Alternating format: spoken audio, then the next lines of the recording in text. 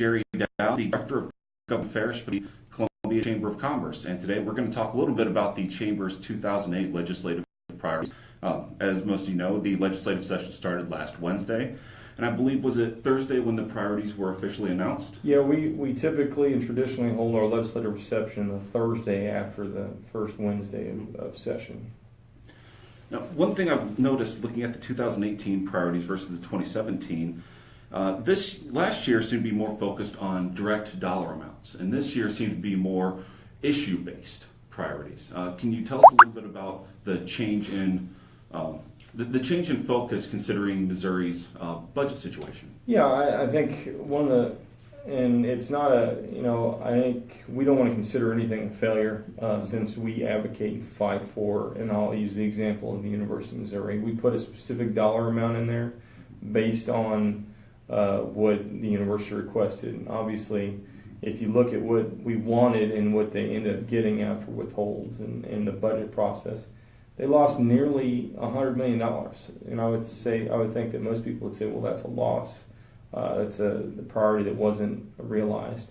And I think ultimately, after our discussions during the summer and talking with administrators, is they're not. I mean, obviously they would like a certain dollar amount, but I think what they're really looking for is, as they get the university back on track, they want to stabilize the amount of money they're getting. So they want to know for certain that we're getting this amount of money.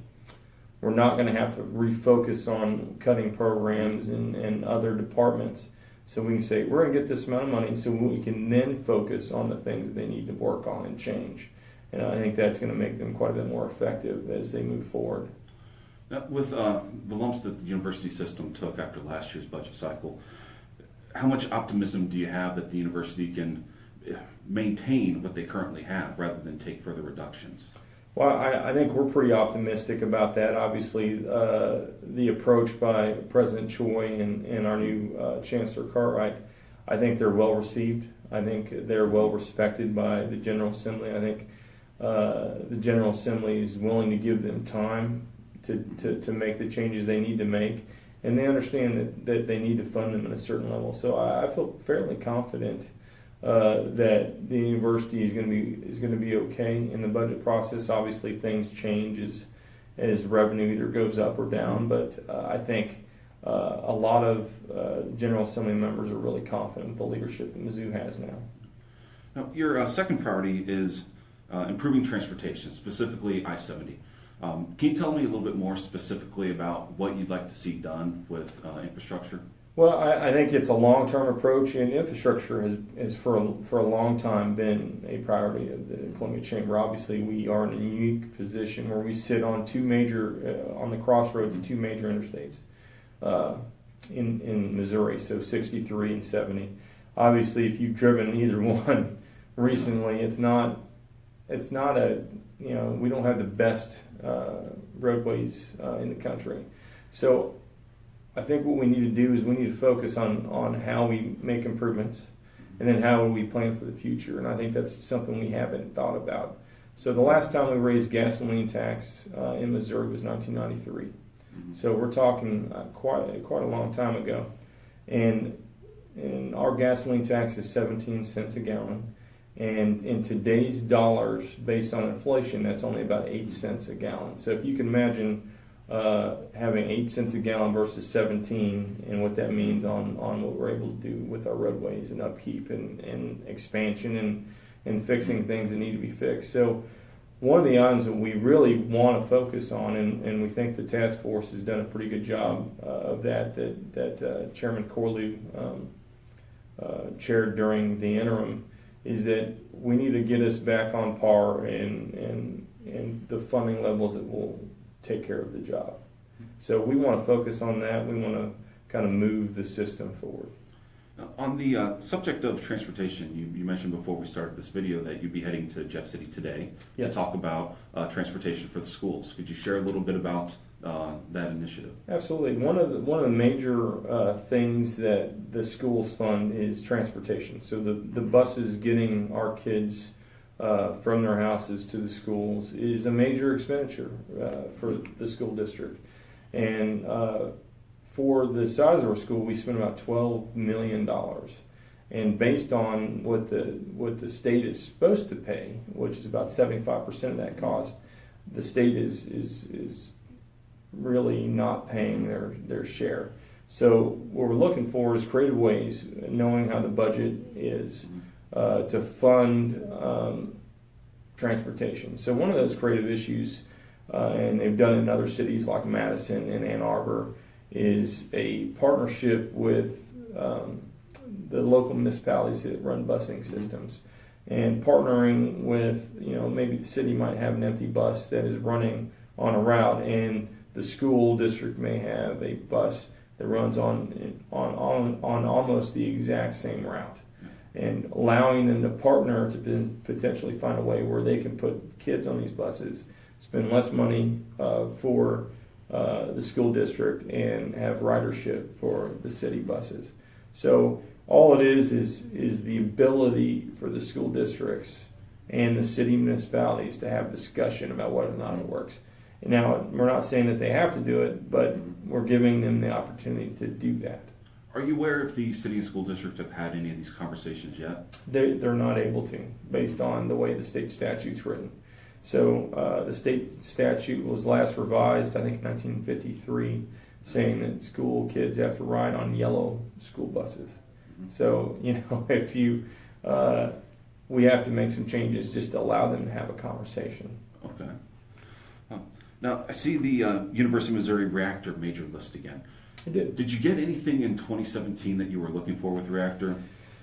We didn't get the funding we're looking for. Obviously, what we'd like to do is be able to expand the building. So what we're looking to do is we're looking to have an educational facility where the university can train folks in nuclear medicine. So being able to handle it and transport it, and that's what companies that are in the kind of nuclear medicine field are looking for. They're looking for individuals they can hire. So they need space. Obviously, our reactor is a production facility, so we really can't take the reactor out of production, because in some instances the University of Missouri Reactor is the only reactor in the world that are producing some of these cancer treatment drugs, radiological imaging drugs. So we can't. We need to have additional space to train these individuals that can work in these fields. So we didn't make any money, but get any money from the state. But what we did do is that we did educate, and to date, I don't know what the final number is so far, but we've educated and have taken through the reactor on a tour about 100 state reps and state senators that have taken a tour of the facility, understand its capabilities, and the fact that it's truly a hidden gem in central Missouri. Now, I believe last year what was requested was $10 million over 2 years. Is there a certain dollar amount that you believe the reactor needs now?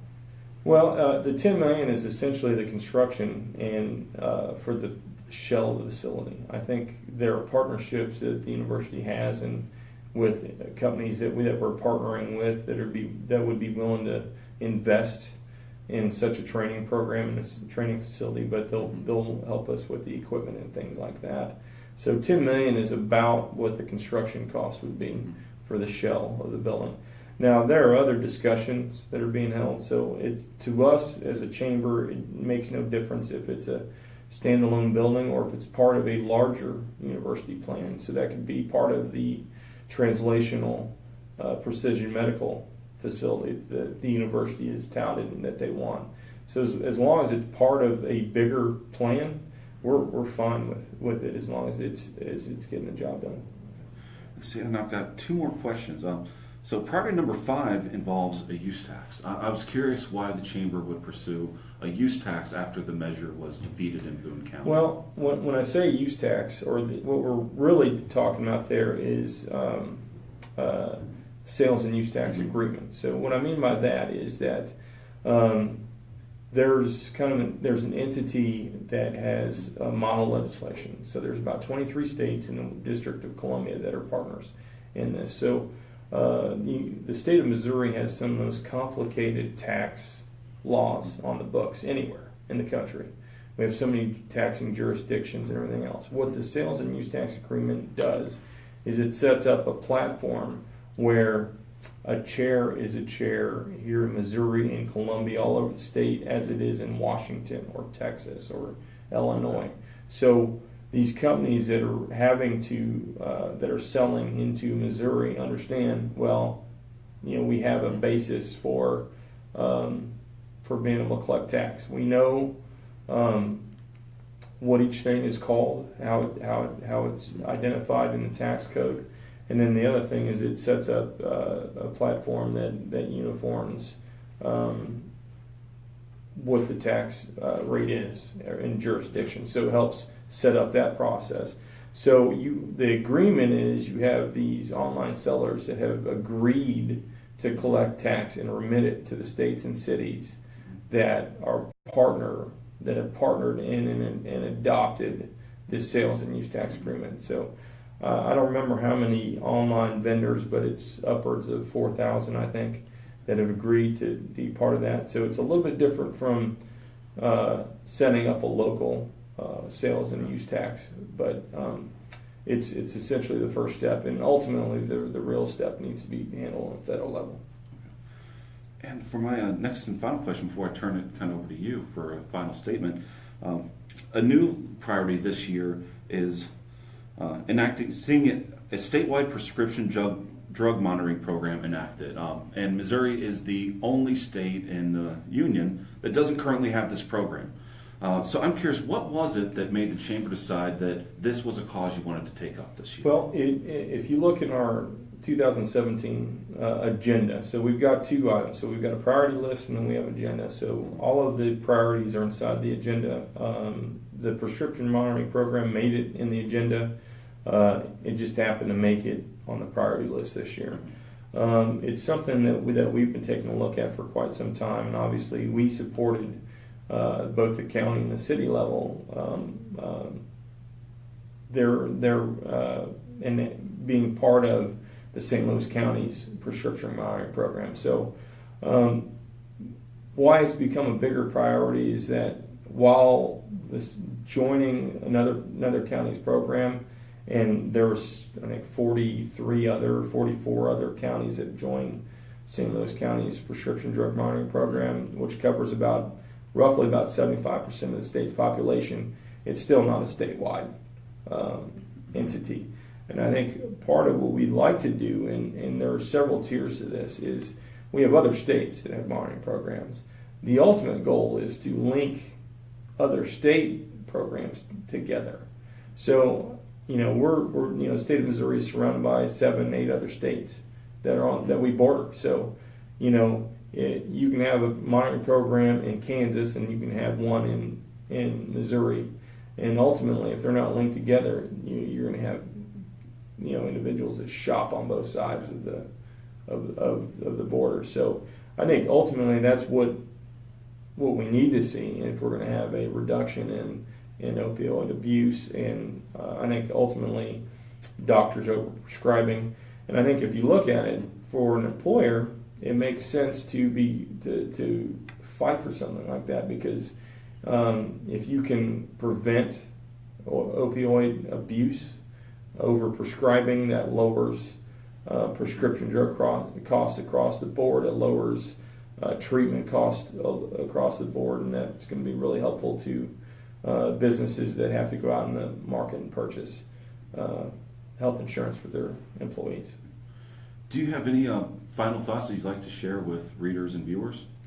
Yeah, I think it's one of those things, and that we talked about, that we've always talked about at the chamber, is that it takes an active citizenship or active businesses to get involved in the process to make the changes that need to be made. And I think that as we focus, we've got to be vigilant in kind of moving things down the road.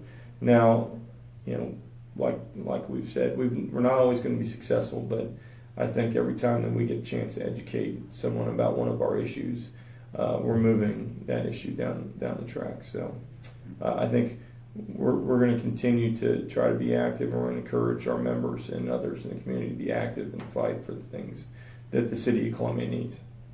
Thank you. If you'd like to know more about the chamber, you can find out more at their website at columbiamochamber.com. And be sure to continue reading us at columbiatribune.com. Jerry, thanks a lot for your time. Thank you. Good luck. Thank you.